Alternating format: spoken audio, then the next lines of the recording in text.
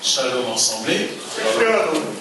Que Dieu soit loué pour ce moment que nous avons passé avec lui. Que Dieu soit loué au travers de tous les témoignages qui nous ont été donnés en ces lieux. Que Dieu vous bénisse, et si vous avez des témoignages, c'est toujours bien de témoigner notre Dieu, n'est-ce pas? Que Dieu soit loué. Nous allons ouvrir nos Bibles, nous allons continuer notre enseignement. Que Dieu bénisse tout à chacun de vous qui avez choisi de venir en ces lieux afin de partager et d'écouter la voix de votre Père. Que Dieu soit loué.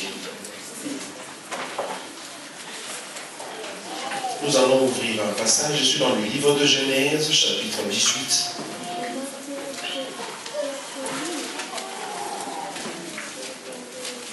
Genèse, chapitre 18, le 6e verset. Pasteur. Genèse 18, je commence au 6e verset. Abraham alla promptement dans sa tente vers Sarah, et il dit: vite 3 mesures de fleurs de farine pétrie et fais des gâteaux. Et Abraham courut à son troupeau, prit un veau tendre et bon, et le donna à un serviteur qui s'y hâta de l'apprêter. Il prit encore de la crème et du lait avec le veau qu'on avait apprêté, et il les mit devant eux. Il s'étint lui-même à leur côté sous l'arbre, et ils mangèrent. Exode chapitre 29, 38 à 42. Exode chapitre 29, 38 à 42. 29, 38 à 42. Voici ce que tu offriras sur l'autel: des agneaux d'un an, chaque jour à perpétuité. Tu offriras l'un des agneaux le matin et l'autre agneau entre le soir. Tu offriras avec les premiers agneaux un 10e des fats de fleurs de farine pétrie dans un quart de oin d'huile d'olive concassée et une libation d'un quart de oin de vin. Tu offriras le second agneau entre le soir avec une offrande et une libation semblable à celle du matin. C'est un sacrifice consumé par le feu et d'une agréable odeur à l'Éternel. Que Dieu soit loué. Merci, pasteur. Comme vous le savez, nous avons commencé sous thème sur la dîme. Nous avons expliqué par rapport à la lettre. Nous l'avons aussi expliqué doctrinalement. Et le dimanche passé, nous avons commencé à l'expliquer par la prophétie. Je vous ai dit le dimanche passé, je vous ai montré que Jésus-Christ était la dîme dans la prophétie, n'est-ce pas? J'ai touché le 10 commandements. Je vous ai montré que Moïse devait monter, n'est-ce pas, et prendre le 2 pierres que Dieu lui avait donné. Et il doit amener ces 10 commandements. Mais arrivé en dehors du camp, n'est-ce pas, il a trouvé le peuple était en train de célébrer une fête à l'honneur d'un veau d'or. Et c'est comme ça que Moïse va prendre le 2 pierres, il va le briser en morceaux. Et le 2 pierres, les 10 commandements étaient brisés en dehors du camp. Je vous ai dit, c'était la personne de Christ qui devait mourir en dehors du camp pour le péché d'un peuple, en fait. Et je vous ai encore montré un verset disant que Moïse devait encore tailler maintenant le 2 pierres dans le camp. Et après, il doit l'amener sur la montagne, c'est la montre, la mort de Jésus, mais c'est aussi la résurrection de Jésus, mais qui doit maintenant rentrer sans écriture. Je vous ai dit que la première pierre qui était venue avec Moïse, il y avait l'écriture des dieux. Et quand Moïse a brisé ces 2 pierres, il a laissé cette écriture sur la terre pour que la terre, qui était un peuple en dehors du camp, reçoive la grâce de prendre cette écriture dans leur vie, qui est la parole de Dieu. Mais Jésus doit rentrer dans sa forme dans la résurrection. Maintenant, Moïse doit tailler 2 pierres et rentrer sur la montagne pour qu'il puisse avoir d'autres recommandations. Et là, je vous ai montré que les 10 commandements, on va poser la question à Jésus: donne-nous un seul commandement par rapport aux 10. Et Jésus va leur donner les seuls commandements que nous avons montré la fois passée, qui est l'amour. Donc, l'amour et la dîme, les 10 commandements. Je vous ai dit, l'amour c'est Christ. Donc là, nous voyons Christ étant comme la dîme que Dieu nous a donnée. Je vais même toucher le verset que tout le monde touche. Car Dieu a tant aimé le monde qu'il a donné son Fils unique.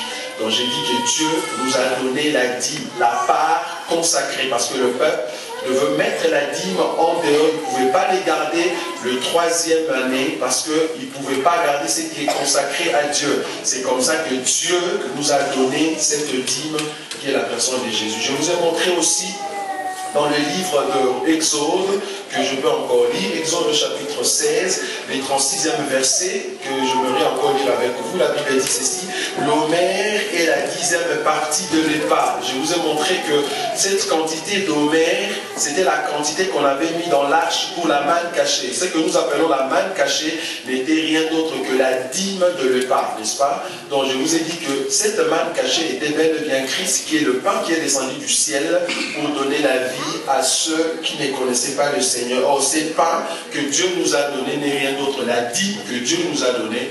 Et je vous ai dit que Dieu était en jeûne, parce que la Bible dit le bon jeûne, c'est quand tu donnes ton pain à un peuple ou à une autre personne. Or, Dieu, en nous donnant son Fils, il était lui-même en jeûne, mais étant donné qu'il a rejeté, comme l'Ecclésiaste l'a dit, il a retrouvé après sa vécu par la résurrection. Alors, aujourd'hui, notre thème central que nous avons commencé depuis les débuts, il y a presque 2 mois, le thème s'intitule « Devine qui a frappé le Jourdain ». Il ne faut pas oublier le thème principal au fait de ce que nous partageons. Devine qui a frappé le Jourdain. J'ai essayé de marcher avec 2 thèmes juste pour vous montrer que la seule personne qui a frappé Jésus, c'est le Christ.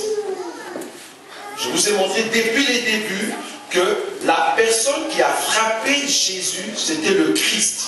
Pourquoi? Parce que le Christ étant éternel, à un temps, à un moment donné, il doit prendre les corps afin de venir sauver l'homme dans son péché. Or, les corps qu'il a pris, il devait le crucifier à la croix. Vous voyez? Donc, il doit crucifier ses corps à la croix et après, il reprend ce corps pour se remettre à la position où aller dans la résurrection. Donc, notre thème central reste toujours. Mais nous touchons maintenant de thèmes pour voir la réalité de cette chose. Et j'espère qu'aujourd'hui, nous allons mettre fin à cette partie de la dîme. Aujourd'hui, je vais parler sur devine qui a frappé la dîme. Nous avons lu dans le livre de Exode, chapitre 29, peut-être on l'a lu, vous n'avez pas compris, parce qu'il faut explication. Je veux quand même l'expliquer. C'est bien quand nous lisons un passage, nous l'expliquons d'abord, et c'est par rapport à cette explication que nous allons maintenant entrer dans notre partie d'enseignement. Exode, chapitre 29, versets 38 à 42, je le relis encore pour vous. La Bible dit ceci. 38 à 42. Voici ce que tu offriras sur l'autel: 2 agneaux d'1 an chaque jour à perpétuité. Tu offriras l'un des agneaux le matin et l'autre agneau entre le 2 soirs. Quand je parle de l'agneau, vous comprenez qui est l'agneau. Et quand on dit le matin et le soir, vous comprenez que Christ était seul, mais il doit d'abord mourir, être sur la croix ou sur l'autel le matin et jusqu'au soir, avant le 2 soirs. Ça va? C'est un enseignement qu'on a déjà reçu. Mais par rapport à ce que moi je suis en train de présenter, je ne veux pas toucher l'agneau, mais nous avons déjà l'explication. Donc quand nous disons l'offrande du matin et l'offrande du soir, nous voyons Christ qui doit monter sur l'autel le matin et il va mourir le soir. C'est le même offrande en fait. Donc, il ne faut pas que ça vous complique. Mais ici, par rapport à l'enseignement que moi je donne, pour ne pas vous donner tout, je vais toucher plutôt l'aspect de ce qu'on a accompagné avec cette offrande du matin et du soir. N'est-ce pas? La Bible dit dans 39, tu offriras l'un des agneaux le matin et l'autre agneau entre le 2 soirs. Tu offriras avec le premier agneau 1/10 des pas de fleurs de farine pétries dans un quart d'un lin d'huile d'olive concassée. C'est là que réside ce que nous allons parler aujourd'hui. Aujourd'hui, je vais toucher cet élément de l'1/10 dans la dîme, le 1/10 de farine. 1/10 de farine, 1/10 de fleurs, pardon. 1/10 de fleurs de farine. Suivez-moi attentivement. C'est très important ce que je veux vous présenter. Donc, dans ces deux offrandes qu'on va présenter, une le matin et le soir, il faut y ajouter la dîme. Mais cette dîme, qui est une dîme de fleurs, tu ne vas pas le présenter dans sa forme réelle. Il faut d'abord le pétrifier. Après avoir pétrifié, il faut prendre de l'huile et mettre à l'intérieur. Nous allons maintenant voir à quel niveau cette dîme est la personne de Christ. Cette dîme qu'on doit mettre dans l'offrande du matin et du soir représente Christ. C'est ça l'enseignement là où je veux m'asseoir aujourd'hui. Et après, je veux vous montrer que la dîme peut aussi être le peuple de Dieu que Dieu a mis à part. Je suis dans le livre de Lévitique, chapitre 2. Lévitique, chapitre 2. 1 à 3, pasteur. Lévitique 2. Oui. 1 à 3. Oui. Lorsque quelqu'un fera à l'Éternel une offrande en don, oui. Son offrande sera de faire des farines, oui. Il versera de l'huile dessus, oui. Et il y ajoutera de l'encens, oui. Et il apportera au sacrificateur fils d'Aaron. Le sacrificateur prendra une poignée de cette fleur de farine, oui. Arrosée d'huile, avec tout l'encens, et il brûlera cela sur l'autel comme souvenir. Une poignée de main, hein. Il va prendre une poignée de main et il va brûler. Ça va? Ça c'est Lévitique 2, 1, 3. Maintenant nous allons encore lire Lévitique 5, 11 à 12. N'est-ce pas? Ça c'est un don. Lévitique 5. Oui. 1 à 12. 11. Non, 11 à 12. S'il n'a pas de quoi se procurer des tourterelles, oui. Ou des jeunes pigeons, il portera en offrande pour son péché un dixième des fleurs de farine, oui. Comme offrande d'expiation. Oui. Il ne mettra point d'huile dessus, et il n'y ajoutera point d'encens, oui. Car c'est une offrande d'expiation. Merci, pasteur. Regardez la différence, parce que nous aimons voir les Écritures. On nous présente cette fleur de farine. Dieu dit, si on le donne comme un don, d'abord cette farine va être oint. Ça veut dire on va mettre de l'huile. Or quand nous disons en forme de fleur, ça veut dire nous voyons que le temps où cette fleur est encore dans sa forme normale et qu'on a ajouté l'huile dessus, donc là, on est encore dans la gloire. La gloire de cette fleur. Donc, les temps que cette fleur va passer sur la terre, vous comprenez que ce temps-là, c'est les 3 ans. Pendant 3 ans, cette fleur était d'abord au loin. Et cette fleur avait gardé sa forme d'abord réelle. Ça veut dire qu'on ne l'a pas encore pétrifiée. On ne l'a pas encore tapée. On ne l'a pas encore tabassée. Donc, la forme garde l'onction. Et la fleur garde sa gloire pendant 3 ans. Pourquoi? Parce que là, c'était encore au niveau d'un don. Mais il faut que cette fleur-là devienne maintenant une offrande d'expiation. Ça veut dire, si quelqu'un a péché, comme la Bible le dit, si vous montez au-dessus, dans le Lévitique 1:5, si quelqu'un a péché, il peut amener des agneaux ou de béliers, comme vous le savez, mais s'il n'a pas de quoi se procurer un bélier ou de bétail, il peut amener cette offrande d'expiation en forme de fleur de farine. Mais regarde la différence entre la première partie et la deuxième. La Bible dit, dans la deuxième, il n'y aura pas d'huile. On ne va pas mettre l'huile dans cette fleur-là. Et il n'y aura pas d'encens. Donc pour dire, quand la fleur porte le péché, il y a l'onction qui doit quitter. Ça veut dire quoi? Ça veut dire, quand l'offrande va porter le péché, le poids du péché sera sur lui, l'onction, le Christ, doit sortir. Je ne sais pas si vous voyez déjà, on a déjà dit ça. On l'a déjà dit. Pour ceux qui viennent pour aujourd'hui, peut-être vous n'allez pas comprendre ce qu'on est en train de dire. Je vais l'expliquer encore pour les bien. On a dit ceci, que celui qui a crucifié Jésus, c'était le Christ. Pourquoi? Parce que le Christ ne peut pas mourir à la croix. Et nous avons dit que les corps que le Christ a portés, c'est ça, la partie qui devait subir le coup. Et cette partie doit être crucifiée à la croix pour que le sang coule. Et c'est avec ces sangs-là qu'il va sauver ceux qui sont dans le péché. Or, vous allez comprendre que quand Christ, il était encore dans le corps d'écrit de Jésus, il y a eu un moment où Jésus s'est senti seul. Il a dit, mon Père, pourquoi m'as-tu abandonné? Nous avons expliqué que le Christ, en réalité, c'est le Père. Pourquoi? Parce que le Christ est éternel. Le Christ étant éternel, il a commencé, parce que je vous ai donné un verset, je vous ai dit que quand on parlait d'Abraham, il dit, tu n'as pas encore 50 ans, comment tu dis que tu as vu Abraham? Il dit, avant qu'Abraham ne soit, moi, je fus.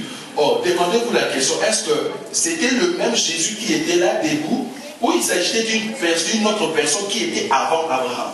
Nous avons compris que la personne qui était avant Abraham, c'était Christ.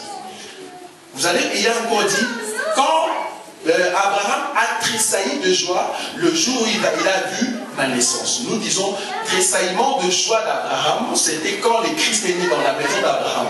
Ça veut dire par Isaac. Ça va? Donc nous comprenons que le Christ est éternel. Mais à un temps donné, dans les temps, il doit prendre les corps.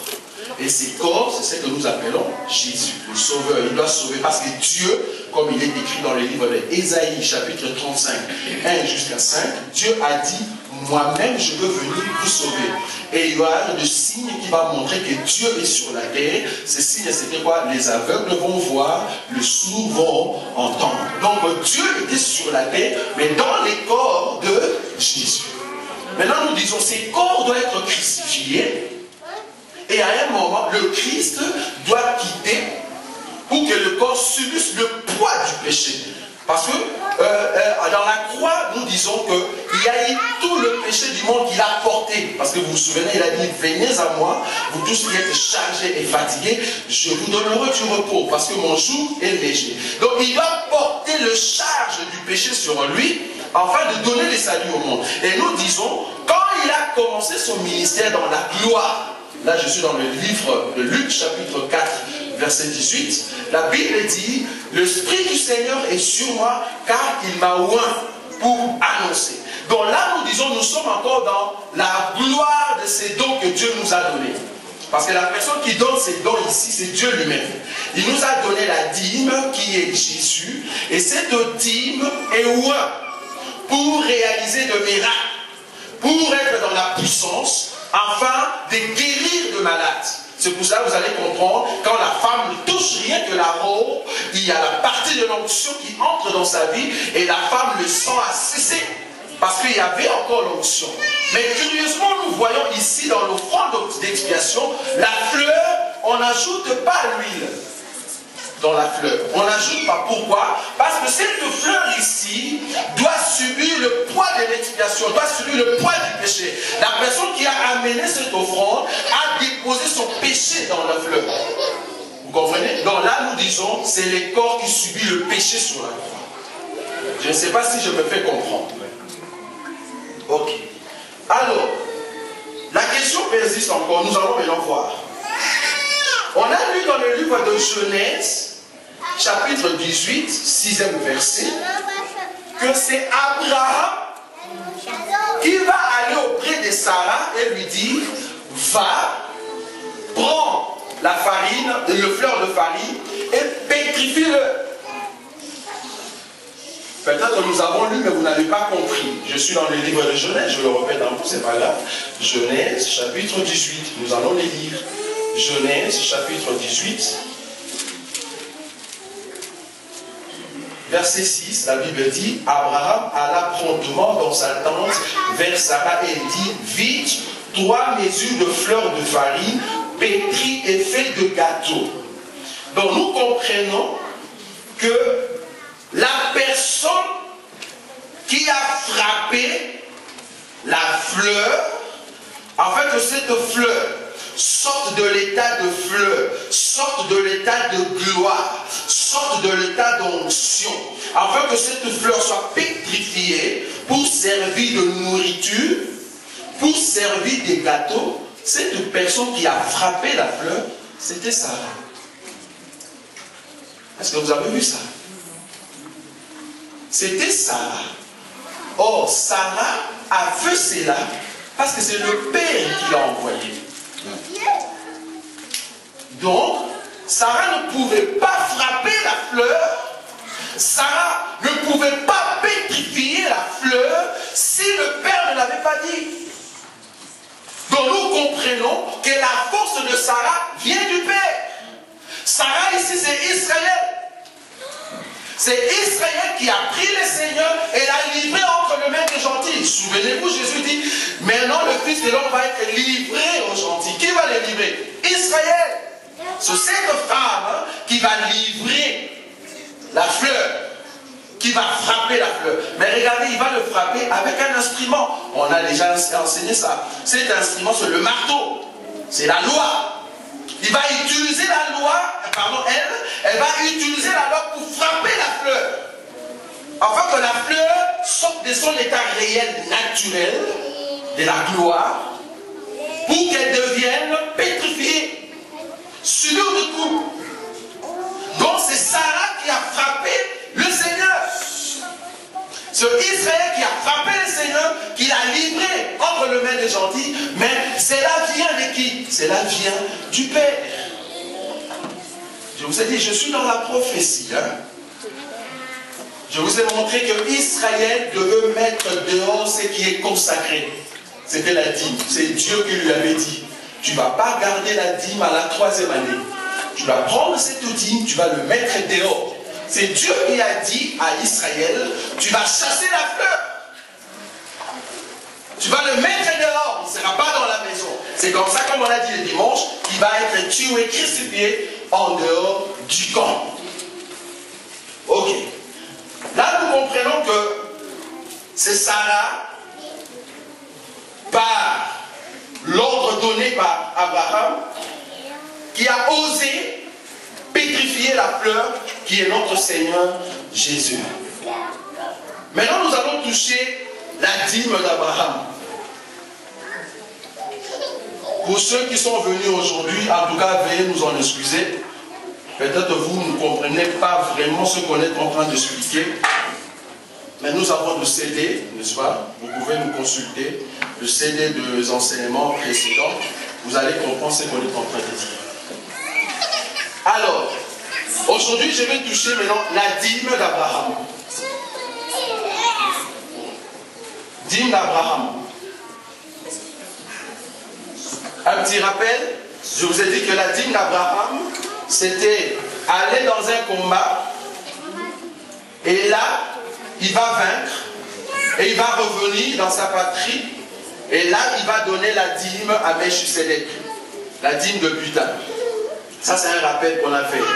Alors, ici, je veux d'abord prendre un verset pour voir que Abraham, c'est aussi le type de Christ. C'est lui qui est le père de la foi. N'est-ce pas? Je suis dans le livre de Ésaïe, pasteur. Ésaïe, chapitre 51.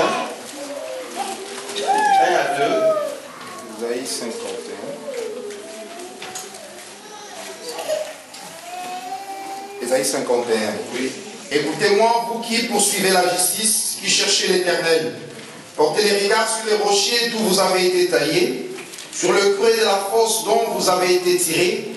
Portez les regards sur Abraham, votre père, et sur Sarah qui vous a enfanté, car lui seul, je l'ai appelé, je l'ai béni et multiplié. Avant de toucher Abraham dans le verset, on nous montre que l'Israël doit porter le regard sur le rocher, là où ils ont été taillés. Donc on compare le rocher par rapport à Abraham. Or nous le savons. Je ne vais pas entrer en détail parce que mon enseignement reste encore beaucoup de minutes. Le rocher, c'est Jésus. Ici, on nous montre qu'Abraham, qui est la référence de toute personne qui est dans la foi, il est l'image de rocher. Et que Sarah était l'image d'un creux. le monde devait sortir de l'enseignement. Jésus ici, nous savons que c'est lui le rocher des âges. Donc, on peut prendre Abraham comme étant le Christ. Abraham qui va au combat, c'est le Christ qui doit quitter son royaume et venir sauver un peuple. Je parle ici de la dîme. Comprenez que la dîme, nous avons dit dans la prophétie, c'est la part consacrée. Ça veut dire mise à part, qu'on ne peut pas toucher. Maintenant, Abraham va aller au combat, il va sauver un peuple. Mais en sauvant ce peuple, qu'est-ce qu'il a fait? Il a pris de richesses, et parmi les richesses, il va faire un choix. Le choix, c'est quoi? Il va prendre une partie, la meilleure. La Bible appelle la dîme la meilleure partie qu'on doit donner à Dieu. Donc, Abraham va faire un choix, prendre la meilleure partie et amener ça à Dieu. Nous comprenons, c'est le Christ qui doit venir combattre sur la terre et vaincre le péché sur la croix. Mais après, il doit prendre à part un peuple qui reçoit sa parole. Un peuple qui accepte son enseignement. Et ce peuple, c'est un peuple consacré, mis à part, que nous appelons Église, Ecclésia, mis à part. Dans la partie que Dieu veut agréer, c'est ça l'Église. Et Jésus va prendre maintenant cette partie, il va l'amener, parce que le verset, je me rappelle du verset, pasteur, où on nous dit que Jésus-Christ a amené de captifs, et quelque part on nous dit que nous sommes assis avec lui dans le lieu céleste. Nos âmes sont assis avec le Christ. Donc là, il parle de ceux... Pardon, Éphésiens 4. Éphésiens chapitre 4, nous allons voir ça. Alors que nous sommes sur terre, en réalité, ceux qui sont enfants des dieux, ils sont sur terre, mais leur âme est avec Jésus au ciel. C'est ça la part que Dieu a pris, qu'il a enlevé parmi tous les hommes, les enfants des dieux. Ceux qui portent la sémence des dieux, bien que vous êtes sur la terre, mais Dieu vous a mis à part. Vous êtes déjà à part, même s'il y a des combats. Mais étant donné que vous êtes enfant de Dieu, sachez-le, que votre âme est entre les mains du Seigneur dans le lieu céleste. Donc vous êtes à part des dieux. Éphésiens chapitre 4. Oui, nous allons le lire. Éphésiens 4, je vais commencer au verset 7. Oui. Mais à chacun de nous, la grâce a été donnée selon la mesure du don de Christ. C'est pourquoi il est dit, étant monté dans les hauteurs, il a amené les captifs. Il a fait des dons aux hommes. Or, que signifie il est monté, sinon qu'il est aussi descendu dans les régions inférieures de la terre? Celui qui est descendu, c'est le même qui est monté au-dessus de tous les cieux, afin de remplir toutes les choses. Merci, pasteur. Donc là, nous voyons que Jésus, en ressuscitant, il a amené un peuple. Bien que le peuple physiquement, ils peuvent être encore sur la terre, mais leur vie est réservée, gardée dans le lieu céleste.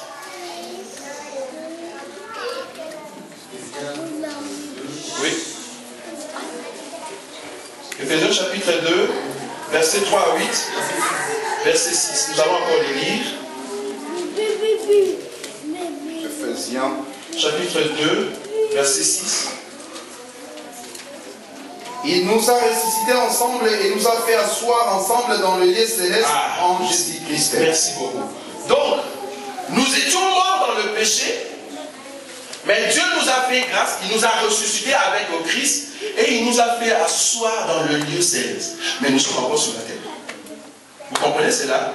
Donc, nos âmes, comme tu es là, si tu es un enfant de Dieu, tu peux être encore sur la terre, mais sache que ta vie, le diable ne peut pas te toucher parce que ta vie est entre les mains de celui qui est assis sur le trône. Tu es la part des dieux. C'est ça la dîme. La vraie dîme, c'est quand tu donnes ton cœur à Jésus et que ton cœur, ta vie est entre les mains des dieux sur son trône. Tu es la part des dieux. Et là, tu es gardé, préservé. Jésus, quand il est venu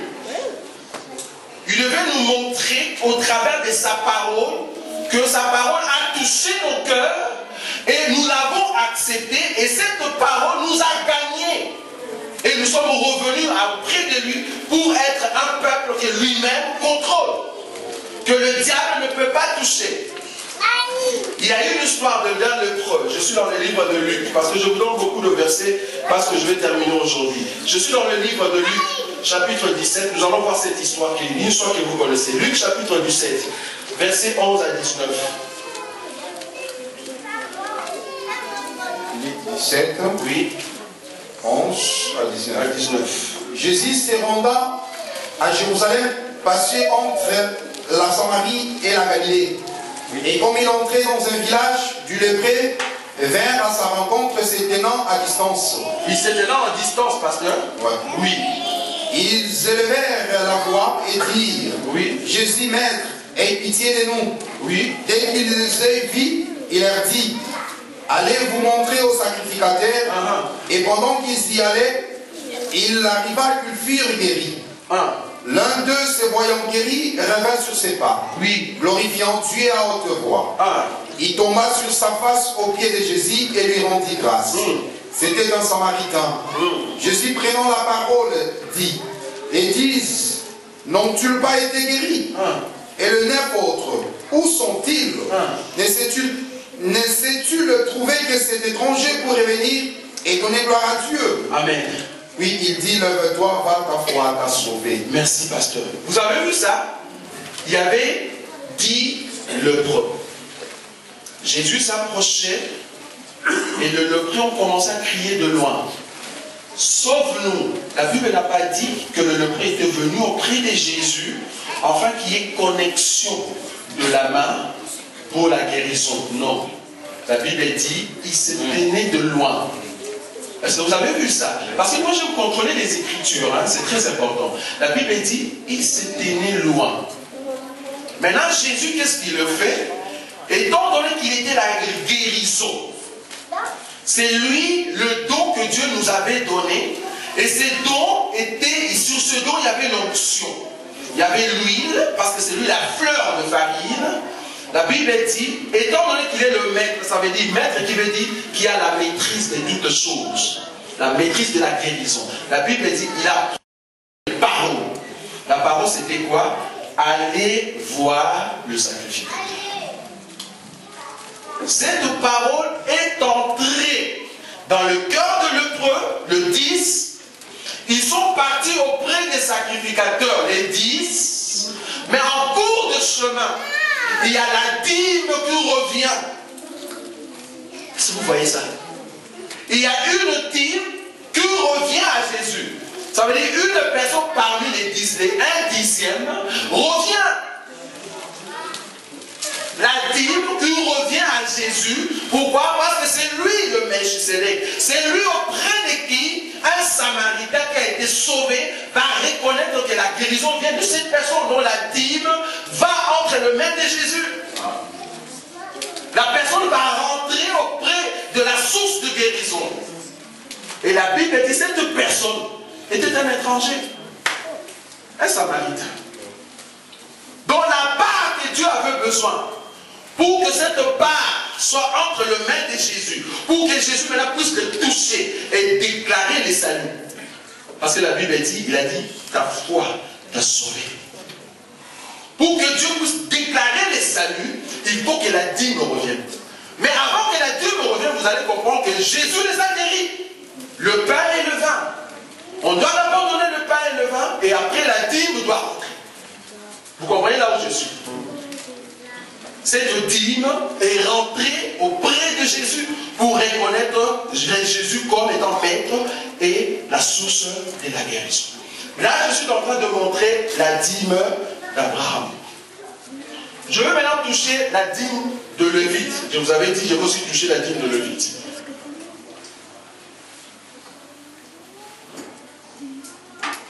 La dîme de Lévite.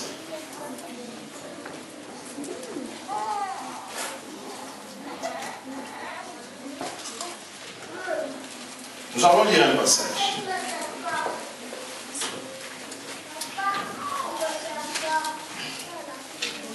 Je suis dans le livre de Jean chapitre 7, 45 à 53. Jean chapitre 7, 45 à 53. Jean 7, 47, 45 à 53. Ainsi, les huissiers retournèrent vers les principaux sacrificateurs et les pharisiens. Et ceux-ci leur dirent, pourquoi ne l'avez-vous pas amené? Les huissiers répondirent, jamais un homme n'a parlé comme cet homme. Les pharisiens leur répliquèrent, est-ce que vous aussi vous avez été séduits? Y a-t-il quelqu'un des chefs ou des pharisiens qui a cru en lui? Mais cette foule qui ne connaît pas la loi, ce sont des maudits. Nicodème, qui était venu de nuit vers Jésus et qui était l'un d'entre eux, leur dit, notre loi condamne un tel homme avant qu'on l'entende et qu'on sache ce qu'il a fait. Ils lui répondirent, es-tu aussi galiléen? Examine et tu verras que de la Galilée, il ne sort point de prophète. Ici, nous voyons un monsieur qu'on appelle Nicodème, que vous connaissez, qui est venu de nuit voir Jésus, et on lui a parlé sur la nouvelle naissance, n'est-ce pas? Un jour, les huissiers sont partis, on les a envoyés par le groupe des sacrificateurs pour aller arrêter Jésus. Arrivés là-bas, ils ont trouvé Jésus en train d'enseigner la parole à toucher leur cœur, et la Bible dit, les huissiers n'ont pas pu arrêter Jésus. Maintenant, ces huissiers vont rentrer dans le groupe, dans le Sanhédrin. On appelle ça Sanhédrin. Ça veut dire là où s'assemblaient les sacrificateurs et les pharisiens. Ils sont rentrés là, ils ont commencé à donner les rapports. Maintenant, les sacrificateurs leur posent la question, pourquoi vous n'avez pas amené Jésus ici? Je me vous rappeler, parce que ici, nous sommes en train de prophétiser par rapport à cet enseignement de la dîme. Je vous ai dit que tous les Lévites étaient d'abord magistrats, chantres, portiers, juges, n'est-ce pas? Or, les huissiers ici, qui jouaient le rôle des policiers, étaient comme des portiers. Vous allez comprendre que ces huissiers faisaient partie de Lévites. Donc, en quelque sorte, les huissiers qui étaient partis prendre Jésus dans Jérusalem, c'était comme si le Lévite était entré dans la maison d'un peuple pour prendre la dîme. Je ne sais pas si vous avez bien compris. Je le répète.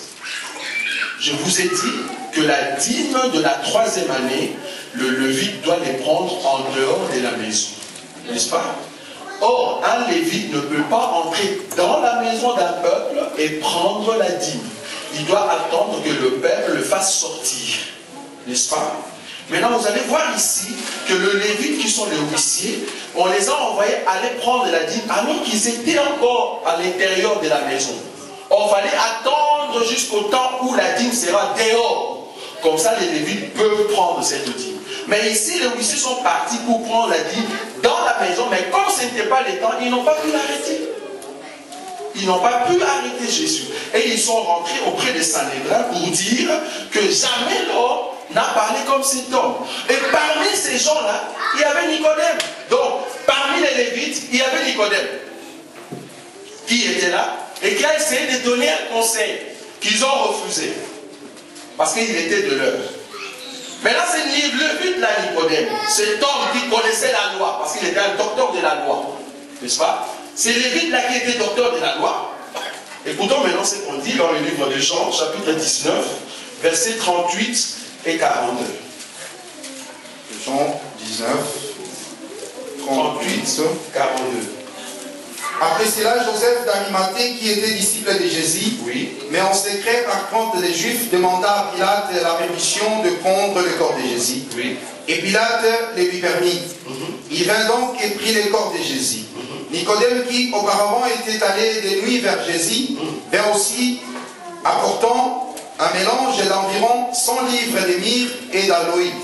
Merci, pasteur. Ajoute encore Marc, chapitre 15, 42 à 43. Comme ça, nous allons expliquer ce que je vais dire ici.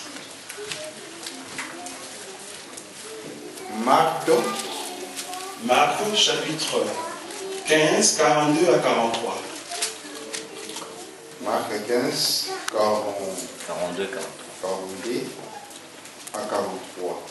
Le soir étant venu, comme c'était la préparation, c'est-à-dire la veille du sabbat, arriva Joseph d'Arimathée, conseiller des distinctions, qui lui-même attendait aussi le royaume de Dieu. il osa se rendre vers Pilate pour demander les corps de Jésus. Merci. Merci. Maintenant, suivez-moi bien. Je suis en train de vous expliquer la dîme de Lévite dans sa prophétie. Parce que quand nous disons prophétie, ça veut dire nous regardons l'ombre et nous allons regarder la réalité si l'ombre a été réalisée dans la réalité. Or, dans l'ombre, le peuple doit prendre la dîme de la 3e année et le mettre en dehors de la maison. La Bible dit, alors viendront le pauvre et le lévite qui vont prendre cette dîme-là et ils vont l'amener quelque part. Maintenant, ici, je vous ai montré que le huissier faisait partie des lévites. Mais étant donné que la dîme était encore dans la maison, il ne pouvait pas le prendre. Il faut que le peuple le fasse sortir de la maison pour que le lévite ait droit de prendre la dîme. Maintenant, on nous dit que Nicodème était parmi ces gens-là. Il était docteur de la loi, il connaissait la loi. Il était enseignant de la loi. Mais curieusement, il y a encore Joseph qui était conseiller, juge, conseiller. C'était un lévite, vous qui voulez faire des recherches. Il était parmi ceux qui étaient assidus au temple pour connaître la loi. Et il était conseiller des distinctions. Il y a même quelque part où on dit que parmi les dans les Sanhédrins, lui, il n'a pas pris part à ce que décidaient les Sanhédrins. Pourquoi? Parce que lui-même, il était aussi disciple. Mais disciple, mais conseiller, donc un lévite. Donc, parmi tous les lévites qui étaient dans les Sanhédrins, le seul lévite qui pouvait prendre la dîme en dehors de la maison, je vous ai dit, dans Hébreux chapitre 13, la Bible nous dit que sortons, allons en dehors du camp pour rencontrer le Seigneur. Ça veut dire, celui qui était mort en dehors du camp, c'est là-bas que nous devons le rencontrer. Donc la dîme était en dehors quand Christ était mort à la croix, parce qu'on l'a crucifié en dehors de Jérusalem. Voilà, c'est ça le mot. Alors, il faut que dans la réalité, nous voyons des lévites qui viennent aussi prendre la dîme. Et ces lévites qui vont prendre la dîme en dehors de la maison, c'est Nicodème et Joseph. Est-ce que vous avez vu ça? Ça, même dans la théologie, 30 ans, tu ne verras pas. Ça, je vous l'ai dit, même dans la théologie, voir ça, tu ne le verras pas. Il faut seulement consulter la jeunesse. Si la jeunesse ne vous enseigne pas, tu n'auras pas la réponse ici. Pour voir que Nicodème, Joseph, il représente cette lévite qui doit prendre la dîme en dehors de la maison. Ça, même dans la théologie, tu ne le verras pas. Nous comprenons ici que les deux personnes ici symbolisent la classe de lévites qui doivent prendre la dîme en dehors de la maison, en dehors de Jérusalem. Ils doivent le prendre. Parce que vous allez vous souvenir, je vous ai dit le pauvre, et c'était qui? Le veuve, l'orphelin et l'étranger qui symbolisent l'église. Ceux qui étaient mis à part en dehors de Jérusalem, ce sont tous qui ont profité de la dîme en dehors de la maison. Et il y a aussi des lévites qui ont profité de la dîme en dehors de la maison. Et nous le voyons par rapport à Nicodème et Joseph. Est-ce que vous avez saisi cela? J'ai posé la question si on avait saisi cela. Moi, je saisis peut-être les autres notations. Je me rends compte qu'il y a des questions. Hein? Le mercredi, vous allez venir, vous allez voir que c'est plus facile. Parce que là, vous voyez, quand on était dans la lettre, c'était plus facile. Hein? On pouvait voir facilement dans l'écriture. Mais ici, maintenant, il vous faut des recherches. Pour voir Nicodème, est-ce qu'il nous faut une recherche? Non. Parce que la Bible dit qu'il était docteur dans la loi. Docteur dans la loi. Il connaissait la loi. Et la Bible nous ajoute qu'il était parmi ces gens-là quand les huissiers sont venus. Donc il était membre du Sanhédrin. Qu'est-ce que vous cherchez encore? Il était membre du Sanhédrin. Et là, on nous montre Joseph comme étant conseiller. Même dans Luc, on nous dit que cet homme a refusé la proposition du Sanhédrin. Donc il n'y a même pas à chercher. Le problème, c'est de voir si les deux personnes sont les types de cette lévite qui doivent prendre la dîme en dehors de la maison. C'est là où il faut avoir la vision. Nous comprenons que la dîme de lévite qui doivent être donnée, ici, le Nicodème et Joseph symbolisent aujourd'hui les serviteurs de Dieu. Ceux qui ont accepté Jésus-Christ dans leur vie, de manger ces gâteaux. Aujourd'hui, Nicodème et Joseph d'Arimathée sont ceux qui ont accepté de prendre Jésus et de l'amener quelque part dans leur famille, dans leur vie. Aujourd'hui, les serviteurs de Dieu sont ceux qui témoignent, parce que vous allez comprendre qu'ils étaient disciples de Christ. Ils étaient ceux qui ont cru à ces messages. Aujourd'hui, les serviteurs de Dieu qui sont en dehors du camp, qui sont en dehors de Jérusalem, ce sont eux qui ont accepté Jésus dans son état, dans son opprobre. Ils l'ont accepté et ils témoignent la puissance de cet homme. Dans la dîme de Lévite, c'est quand Israël a rejeté Jésus et a donné accès au saint ministère d'annoncer la puissance de cet homme de Jésus. Israël a rejeté la dîme et nous avons pris grâce de prendre cette dîme et d'annoncer sa puissance dans le monde entier, afin que le monde soit sauvé par cet homme, parce qu'il est notre Dieu. Je voulais quand même terminer en exhortant le peuple des dieux. Vous avez compris que Christ, étant Abraham, tous ceux qui ont la foi sont nés en Christ. Si en vous, vous avez la dîme qui est la personne de Jésus en toi, si vous avez la dîme qui vit en vous, et que cette dîme décide de tout ce que vous faites, je voulais vous proposer et de vous dire une prophétie qui va changer complètement votre vie. Je voulais vous annoncer une chose qui va vous amener dans l'assurance totale que rien ne peut vous arriver étant donné que vous avez la dîme en vous. Je veux lire un passage. 1 Chronique 38.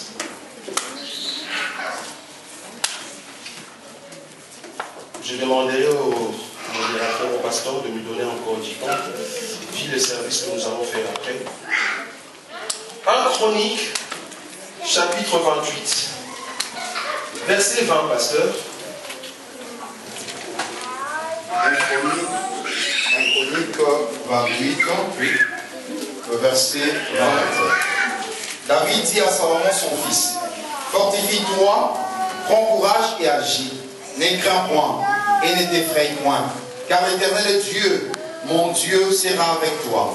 Il ne te laissera point, il ne t'abandonnera point, jusqu'à ce que tout l'ouvrage pour le service de la maison de l'Éternel soit achevé. Merci, pasteur. Ici, c'est David qui parle. Il dit à son fils Salomon, je vous avais dit que les chambres qu'on avait construites latéralement dans les temples pour mettre de biens, cette vision ou ces modèles, c'est David qui l'avait. Mais David n'avait pas construit la maison de Dieu. C'est Salomon qui l'avait construit. Maintenant, au début, au-dessus de ce chapitre, vous allez voir que David est en train de relater toutes les choses, toutes les pièces, tous les éléments que Salomon doit mettre en place afin de construire la maison de Dieu. Suivez-moi attentivement. Cette exhortation vous concerne. Je dis ceci. David, ici, est en train de relater tous les éléments, toutes les pièces que doit constituer le temple de Dieu. Mais regarde dans le verset 20, qu'est-ce qu'il dit? Il dit ceci, je le répète avec vous. David dit à Salomon, son fils, fortifie-toi, prends courage et agis. Ne crains point, ne t'effraie point, car l'Éternel, Dieu mon Dieu, sera avec toi. Il ne te délaissera point, il ne t'abandonnera point, jusqu'à ce que tout l'ouvrage pour le service de la maison de l'Éternel soit achevé. Bien-aimés, si en vous, vous avez la dîme qui est Jésus, si en vous, vous portez la main révélée, si en vous, vous avez le Créateur du ciel et que la terre. Et que cette personne, la fleur de farine, pétrifiée, devenue gâteau, nourriture pour nous, s'il a annoncé une parole dans votre vie, s'il y a une prophétie sur votre tête, étant donné que la prophétie ne s'est pas réalisée, tu ne vas pas mourir. Amen. Ah. Amen. Amen. Donc même si tu venais en voiture, tu vois un fou qui passe avec sa voiture et freine devant vous. Dit, la prophétie ne s'est pas encore réalisée, je ne veux pas mourir. Si vous avez la prophétie que Dieu va changer votre vie, même si vous ne connaissez pas la date, même si vous ne connaissez pas l'année, et que vous voyez des difficultés vous accabler, ne regardez pas en bas, mais regardez le serpent, parce que c'est là-bas il y aura la solution. Amen. Amen. Serpent de mal. La prophétie nous rassure que celui qui est en nous est plus que vainqueur que celui qui est dans le monde. Amen. Si nous avons la dîme, et que cette dîme nous a donné la vie, la mort ne peut pas nous abattre, étant donné que la prophétie ne s'est pas réalisée. Amen. Comme moi, j'ai une prophétie de la part de Dieu, et je n'ai pas peur de la mort, frère. Cette assemblée a une prophétie de la part de Dieu. Cette assemblée ne va pas mourir, frère. Amen. Toi aussi, tu as une prophétie de la part de Dieu. Rien, peu importe ce qui peut arriver. Même si les sorciers vous attaquent, regarde la prophétie, cela va s'accomplir, frère. Amen. Car en Jésus, nous sommes plus que vainqueurs. Amen.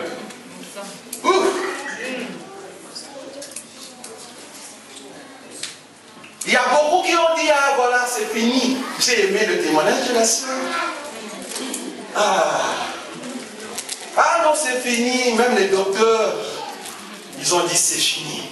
Et moi, j'aime ces dieux. Quand tout le monde dit c'est fini, lui, il dit je commence. C'est quand le désespoir envahit ton cœur que Dieu de l'espoir comble ton cœur de l'espoir.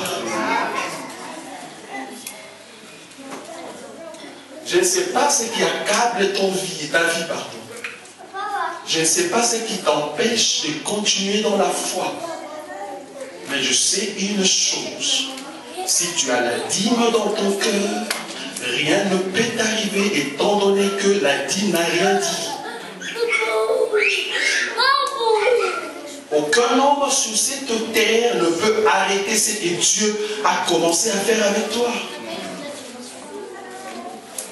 Salomon pouvait se dire, David est mort, le temple n'est pas encore achevé, je suis malade, peut-être je veux mourir. Mais comme la prophétie avait dit que jusqu'à l'achèvement de ces temples, ne te ferait pas prendre courage, il ne pouvait pas mourir même avec la maladie.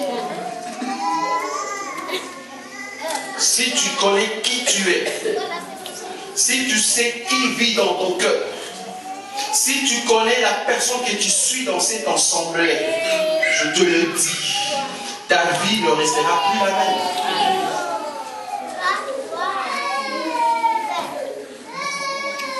Nous voulons prier pour vous, parce que nous sentons le poids, la charge de prier pour vous.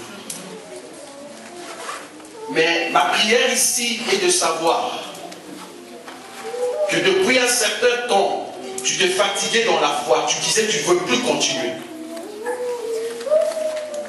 Tu voulais abandonner, soi-disant, des soucis qui accablent ton cœur. Mais aujourd'hui, le Seigneur te dit, la prophétie qu'il avait prononcée sur ta vie, cette prophétie va se réaliser certainement. Et notre prière ici, c'est de t'encourager à continuer dans la foi. Peu importe le dire des hommes. Les hommes sont là toujours pour nous décourager. Ils sont là pour nous décourager. Mais moi, je m'aimerais te dire, aie la foi de cet homme de Bartimée. C'est que personne ne l'a empêché de crier. Au contraire, c'est comme si on lui disait, continue de crier. sûr, nous nous sentons dans la joie de continuer là où tout le monde voit que ça ne va plus. Nous continuons. Nous devons percer, même si on a mis des barricades, même si on a mis un mur, nous allons percer. Je donne toujours cet exemple. Je donne toujours cet exemple de la foi, parce que je sais que ça va t'aider beaucoup. Vous savez, dans le milieu rural, ce que nous appelons ici des portes automatiques. Dans le milieu rural, on n'en connaît pas en tout cas. Moi, je passais mon temps, en tout cas, dans des internats. En tout cas, il n'y en a pas. Maintenant, supposez-vous une personne que vous le prenez directement du village, vous l'amenez devant Deleuze. Du village, directement devant Deleuze. Maintenant, vous êtes déjà un peu connaisseur de ces magasins. Vous arrivez avec fierté, ici je suis en train de vous aider de ce que je vais dire. Vous arrivez avec fierté devant la porte de Deleuze, avec le système et les dispositifs qu'on a mis. Donc dès que vous arrivez, il y a un dispositif qui ouvre la porte et vous entrez. Et vous entrez directement, mais regardant derrière la personne que vous avez amenée, la personne vous dit, comment je veux entrer aussi? Parce que la personne dans sa tête, elle a la vision que pour entrer dans une porte, il faut qu'il y ait un poignet. Vous comprenez? Mais avec la technologie, on peut mettre un dispositif. Donc cette personne, il faut l'aider dans la foi. Pourquoi? La personne doit s'approcher auprès de la porte. Ce n'est que quand son corps va entrer en contact avec les dispositifs que la porte va s'ouvrir. Mais comprenez que si la personne ne vous croit pas, il va faire des discussions avec vous. Je ne vois pas le poignet. Il a raison. Oui, parce que dans ces milieux-là, il faut avoir un poignet. Mais vous aussi, vous avez raison. Vous êtes dans un milieu moderne. Nous n'avons plus besoin de poignet. Il y a maintenant un dispositif. Dans la foi, il y a des dimensions, frère. Si la dimension de la foi que vous avez est trop petite, nous pouvons vous communiquer cette foi. La grande, car Jésus a communiqué aux apôtres la grande foi. Si vous ne croyez pas à ces dieux, mais essayez quand même, vous allez voir que ces dieux vont agir dans votre vie. Amen. Nous voulons vous amener à une foi, de croire que même quand il y a des problèmes, même quand il y a des barrières, Dieu va agir. Ce n'est pas parce que je n'ai pas de boulot que je ne peux pas donner à Dieu, non. Je veux essayer, parce que j'ai la foi que ces dieux-là va agir. Amen. Il y a la crise qui frappe le monde. Moi je dis gloire à Dieu. Parce que quand il y a des problèmes qui arrivent, moi je comprends que c'est l'insensé qui arrive pour que j'entre et que je monte avec Dieu. Dans des problèmes, Dieu veut m'enseigner que bientôt tu vas monter. Parce que le Dieu que nous servons, c'est un Dieu des exploits.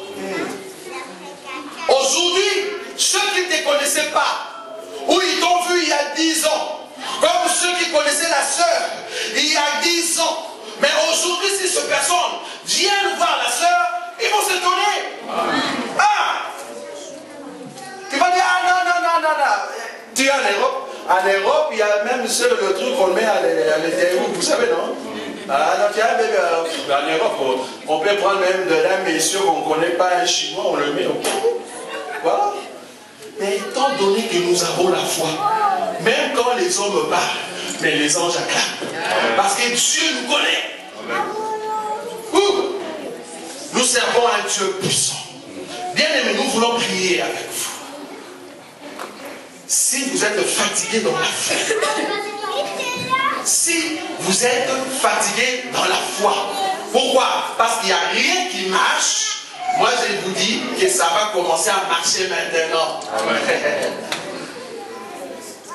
Tu veux essayer? Mais essaie. Approche-toi, il y a un dispositif, frère. Tu vas voir que la porte va s'ouvrir. Toi, essaye seulement. Donc, ne t'as pas arrête. Essaye seulement de t'approcher et le dispositif va s'ouvrir. Et tu vas dire, waouh, c'est Dieu est grand. Ceux qui me connaissaient stérile, aujourd'hui vont dire, je suis la maman de. Ah! Vous comprenez? Parce qu'il y a un dispositif qui s'est ouvert. Nous allons nous lever là ensemble. Levons-nous tous. Nous avons nos yeux fermés.